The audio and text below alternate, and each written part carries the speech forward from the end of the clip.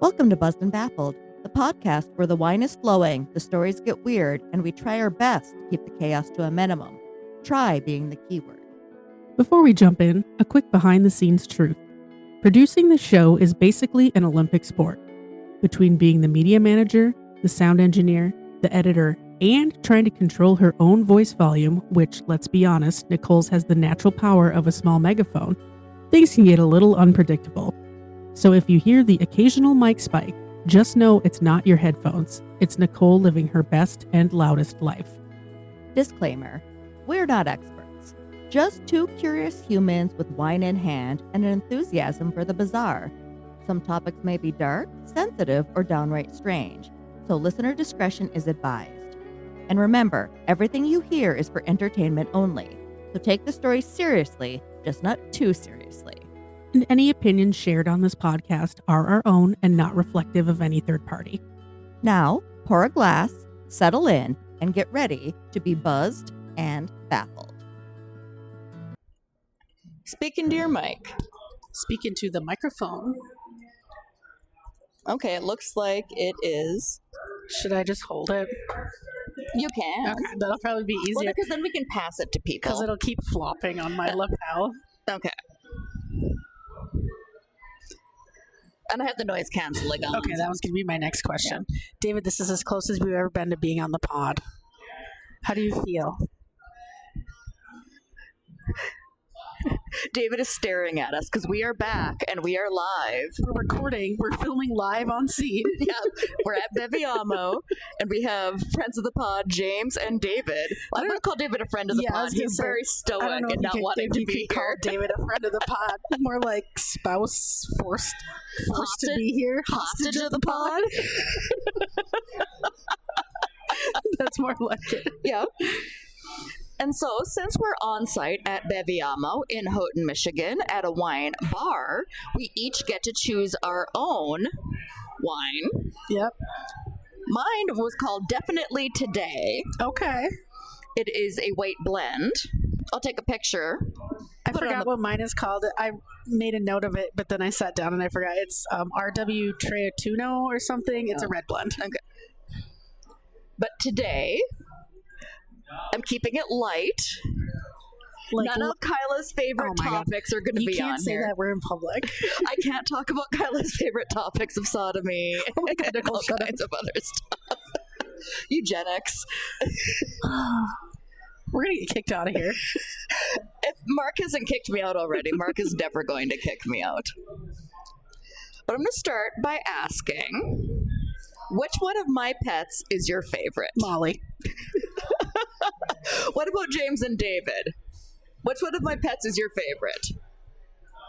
Ooh, it's hard to say. It's either Molly or Percy. No Peyton? Peyton sees me as a squeaky cat toy. That's true. What about you, David? Molly loves me. So everybody loves Molly. Yeah, everyone but you. So what do you like the most about Molly? She's old as shit. Yeah. She can't walk. She has no teeth. Mm-hmm. She can't hear. Yep. She's afraid of everything, including me. Yep. And she has to wear a diaper. Although she did come inside for you. We're friends now. Yeah. Well, today I'm going to continue my streak of looking at animals who make a break for it. Oh, no. And today we're going to be talking about an animal named Chesney. Chesney. And he is a wallaby. Okay. And as soon as I saw him, I knew this story was meant to be. Oh my God, he has jeans diaper on just like Molly.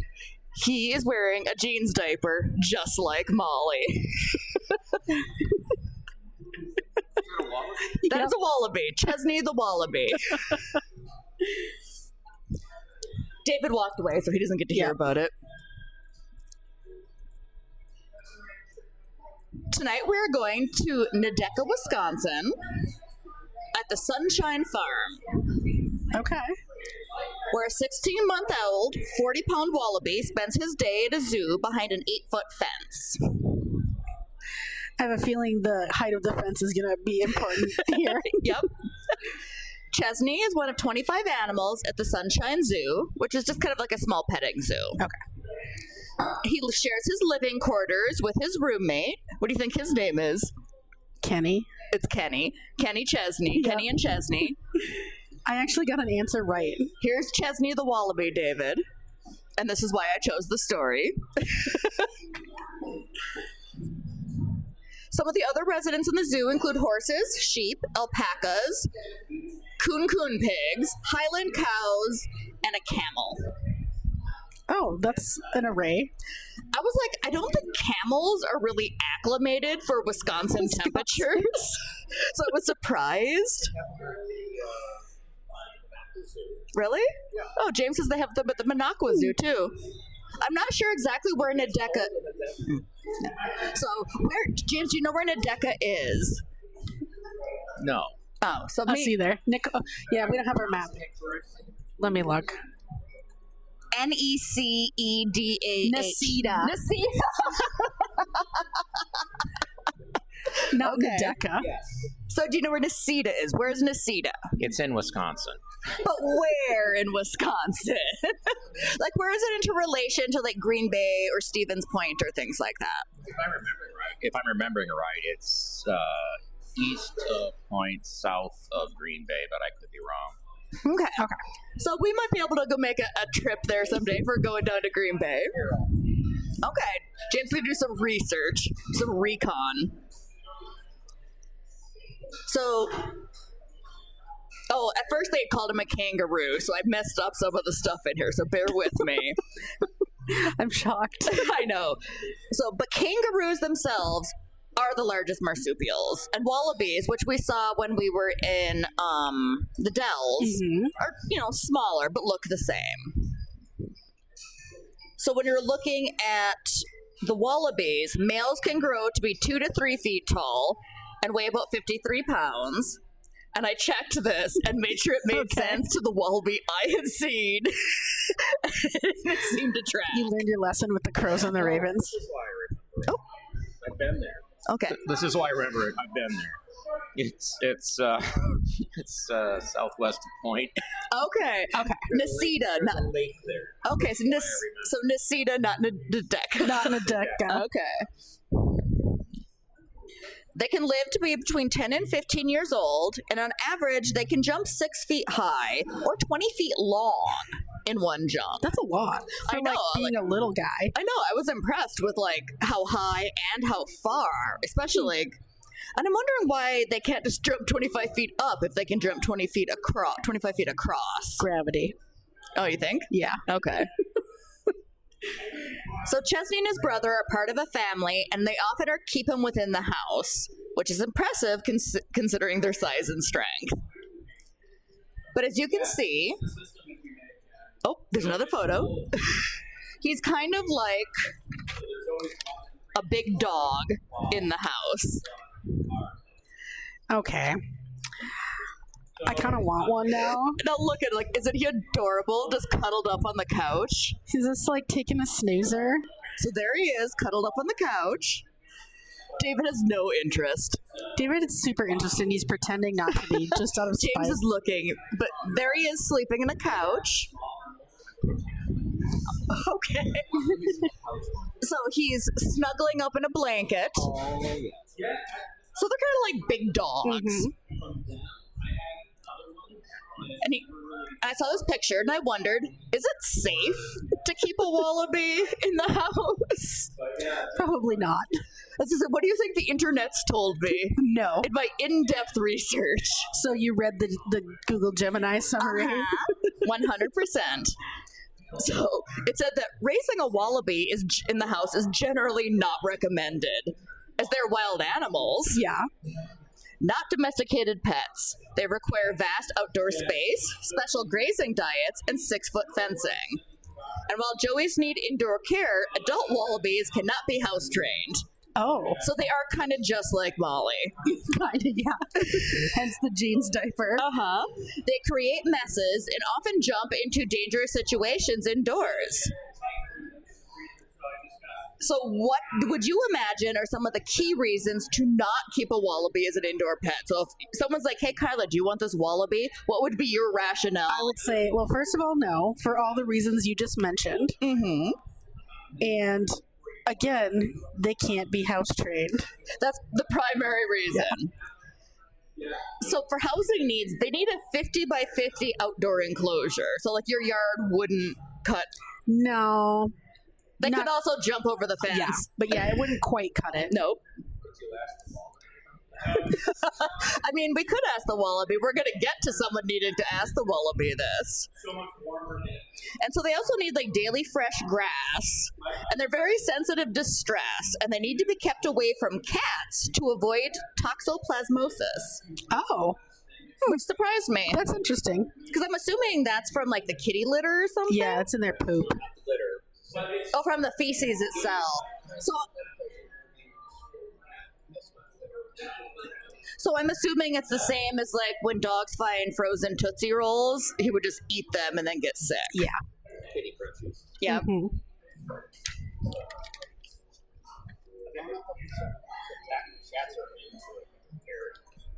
We're debating the immunity of wallabies. We have done a lot of episodes on zoo animals, so I can bet you know what's coming next. Yep, I sure can. What do you think is coming next? He's gonna escape. Uh-huh. On And March he's gonna go on like a tear. on March 25th, 2026. Oh, Yeah, like last month like a month ago. at 11:15 a.m. Chesney got spooked by a pack of stray dogs barking nearby. Well, that's scary. Now, the fence around his enclosure was 8 feet tall, but that did not stop Chesney. He decided to make a break for it. He scaled the fence by kind of scrambling up with his He little was feet. scared. He was like flighting. Mm-hmm. Immediately after he catapulted himself out of the enclosure, the hunt was on for his owner, whose name is Debbie Marland. So we all know that Kyla has experience with escape artists. Yep. What is Lana's history of being on the lam?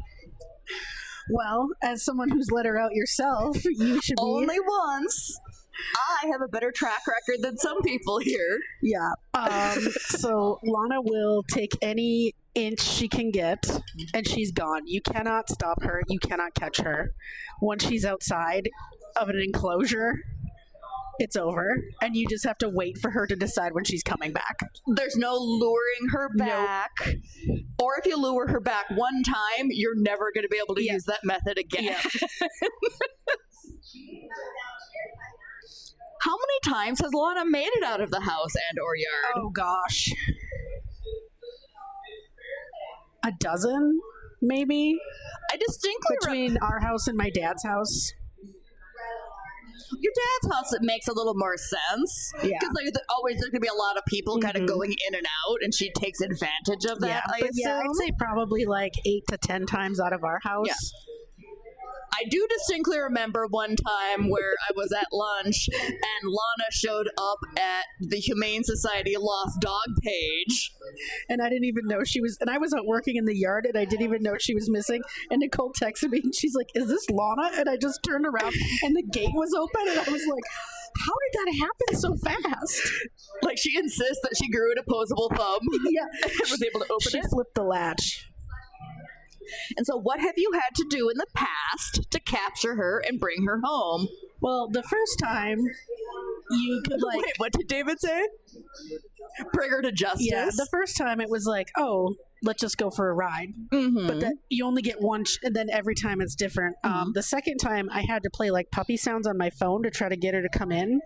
Was she just because you got her from the Baraga Police Department, didn't you? Because she was a bad dog. She kept running From away. the Humane Society.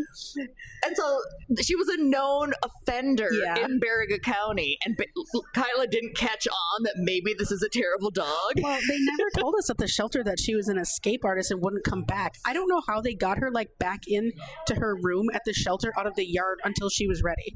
Maybe they just left the door open and she just came in of her own Maybe. accord. But like other dogs would have had to go out. Maybe they just let them out together. Yeah. Well, I've had to put trail of like treats in from the garage into the house, and I had to hide behind the banister That was after you and Brittany let her out, so it was like 4 a.m. Yeah, Brittany and I were drunk and opened the airlock and she escaped. And I had a broom, so when she came in, I could pop up and knock the door closed behind her. That was the night that I was running around with a bag of potato chips, shaking it. And I was pretty sure the guy whose yard I was in, I was like underneath a kid's window. And I'm like, he's going to come out here and shoot me. Because I'm shaking a bag of chips, yelling, come here, come here, come here. Yep. Drunk as a skunk. Yeah. So Debbie is in a similar quandary as you. She should have called me. You could have given her some tips and tricks. So at first, Debbie and her friends relied on reports of sightings from the public. They would walk. How many miles a day do you think they walked looking for Chesney? I have no idea. Fortunately for me, Lana stays in the pretty immediate vicinity. Like within a 2-block area. Yeah. And she goes a little further if you start chasing her, which is why now I'm just like, oh, she'll come back when she's ready. Well, that Monday Molly got out, she went 2 blocks away because she's a dumbass and she's deaf. So when I'm calling for her, Percy comes back and just leaves her abandoned in some yard. As he was taught by you, I'm sure. And I have to just go trekking around looking for her at 7:30 in the morning. I guess they walked 10 miles a day. 15 miles a day. Ugh. That wallaby would be gone. Kyla's not looking for it. Would you do that for Lana? Would you walk 15 miles a day to find her? I've driven around the neighborhood about 400 times. Yeah. Okay. Looking for her, going up and down the streets trying to see her. Okay. So Debbie reports being amazed and grateful for how the community joined in on the search, and people also drove from miles away to help her. So like they came from other towns to be like, oh, there's a wallaby on the loose. Let's go see if we can find it. People would bring food to feed those searching and would allow Debbie access to their land to look for Chesney. Well, that's nice. Because I'm assuming this is a pretty rural community and there's probably a lot of fields and things like that. Yeah, and you can't go onto private property. So, but people in the area are used to searching for deer that run away during hunting season. But a wallaby is a very different matter. So what have we learned from Cinnamon the capybara about tracking an animal that has gotten away? Good luck. What approaches have you used with Lana that might work with Chesney? Oh gosh, I don't know. Aside from the net gun that we need to build. I need to build that net gun so bad. Uncle Jim, I need help. I bet you James could build a net gun. In my mind, it's like a potato cannon, but a net with something that'll snare around her comes out, and you just aim it at her, and then she can't run away anymore. Mm-hmm. Yeah. Yeah, I mean, I don't have a great track record with Lana. She won't get in the car anymore. Like at all? No, she will if we're in the garage. But I can't be but you can't. How do you get her into the zoo or into the vet office? So she'll get in the car, but like if she's out running, she wants nothing to do with anything but running. She's not falling for it, basically. Okay. And it's a game where, and once you catch her, keep away. Okay. Yeah, once you catch her, she just gives up. Oh, really? Yeah. She's like, oh, you got me. Okay. So there's no wriggling to get away? No. Once you catch her, she jumps in and everything, but... Okay. Oh, hold on. So, but you have to have her. She has to be contained. Okay. Yeah. Well, Debbie didn't have the net gun that we need to invent, but they did take a page out of the Who, Zoo, and Dinosaur World Lost Animal Playbook. They got help from a local drone operator who went in search of Chesney's heat signature. They found him sleeping under a tree on March 28th, and a group of 8 people attempted to surround him and capture him and bring him home. What do you think are some of the problems with this plan? He got scared and ran away. Yep. So this is where we have to talk about the strength of a kangaroo and a wallaby. Mm-hmm. Also, like, I don't know if they thought they were grabbing a puppy. Yeah. So an adult kangaroo can deliver a kick that is about 759 to 1,200 pounds of force. Yeah, that's a lot. They do it by balancing on their long tail and kicking out with both legs, and they have powerful muscles and sharp claws. A wallaby is smaller, and therefore there's less pounds of force, but there's still risk for internal damage due to the blunt force of goring. Jesus. The real danger in a wallaby is the repetitive kicks that occur, as opposed to a singular kick from a kangaroo. So I have a picture of... There is what it looks like when they're trying to gore each other when they're fighting. I thought that was a picture of me and Rube growing up. I mean, it could be a picture of you. Maybe you just told her that the things in the field were marshmallows and she finally had enough and she decided to kick your ass. Yeah, probably. So they're... David's playing his game. He's not paying attention. I'll tell you the bigger problem is being kicked in the balls. Oh, he says the bigger problem is being kicked in the balls. Yes. So to put it in perspective, Mike Tyson hits with a pounds per square inch of 1,600 to 1,800 pounds per square inch. Being hit by a medium-sized wallaby such as Chesney is like being hit repeatedly by a heavyweight boxer. That's crazy. For them being only, like, what'd you say, 50 pounds? Yeah. So the danger isn't just the thump, it's the claws that are also going to point at you as it's doing it.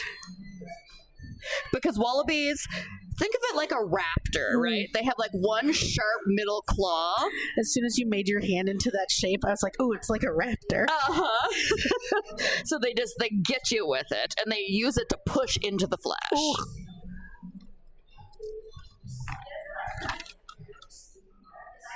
But this did not deter Debbie and her friends, however. They're still going to go with this plan, which is grade A. So I want you to picture it. It's 1 a.m. Of course it is. You've been walking 15 miles a day for the last 3 days in March in Wisconsin. So there's still snow on the ground. My feet are soggy as shit. It's slushy. It's worse than pulling Molly out from under the deck because you had to walk 15 miles for 3 days to do it. I don't know. It felt like I walked 15 miles trying to bring that hose through the side of your house. That is true. So you find cute little Chesney napping under a tree.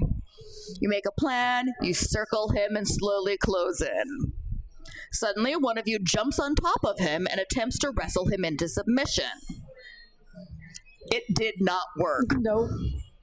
Maybe they were delirious and they forgot his strength, but Chesney took off on them, and he could run 20 to 30 miles per hour, and he got away.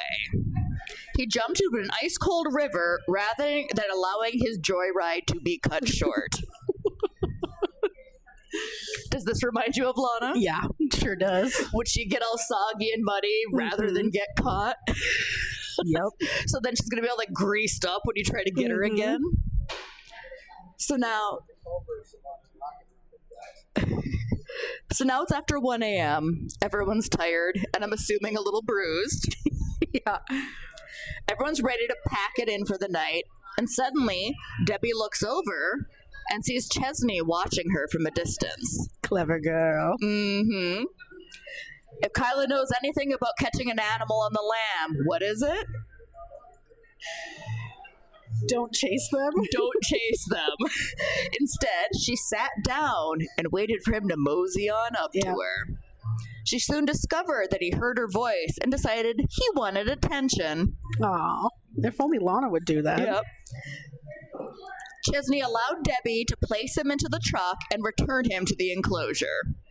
He was tired too. I mean, it'd been 3 days. Yeah, he was probably hungry. Yeah, I'm sure he was hungry. I'm assuming there's not a lot of foraging that he could do in the Wisconsin wilderness in March that is kangaroo approved. Probably not. I don't really know what a kangaroo or a wallaby eats, but... No, they're still wallabies, but they eat the same thing. They're from the same area. Yeah. David just called me racist because I called it a kangaroo. So today, Chesney does remain at the Sunshine Farm with his brother Chesney, and no further escapes has occurred, but it only has been 1 month. Mhm. What do you think this zoo did that they did not do at the San Diego Zoo for Ken Allen? Oh gosh.